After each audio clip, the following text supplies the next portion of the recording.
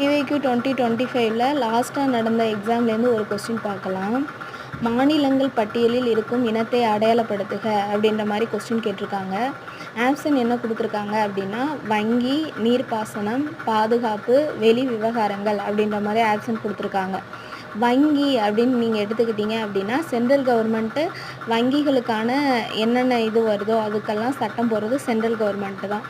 நீர்ப்பாசனம் அப்படிங்கிறது மாநில பட்டியலில் வரும். மாநில அரசு நீர்ப்பாசனத்துக்கு வந்து சட்டம் போட்டுக்கலாம். பாதுகாப்பு அப்படின்ற மாதிரி ஒரு விஷயத்துக்கு வந்து சென்ட்ரல் கவர்மெண்ட் மட்டும்தான் லோக்சபாவில் இல்லை ராஜ்யசபாவில் போயிட்டு சட்டம் போடணும்.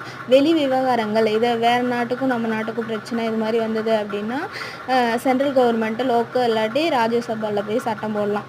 இப்போ வந்து சென்ட்ரல் கவர்மெண்ட் வந்து எத்தனை துறையில் சட்டம் போடலாம் அப்படின்னு பார்த்தீங்கன்னா 97. ஸ்டேட் கவர்மெண்ட் எத்தனை துறையில் சட்டம் போடலாம் அப்படின்னா 66. இதே வந்து கன்கரண்ட் அப்படின்னா ஸ்டேட்டும் சென்ட்ரலும் கலந்து. ஆனால் வந்து இறுதி முடிவு யாருக்கிட்ட இருக்கும் அப்படின்னா சென்ட்ரல் கவர்மெண்ட்டை தான் இருக்கும்.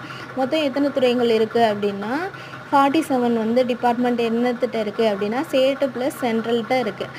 இது வந்து கரெக்டாக ஞாபகம் வச்சுக்கோங்க. 97, 66, 47.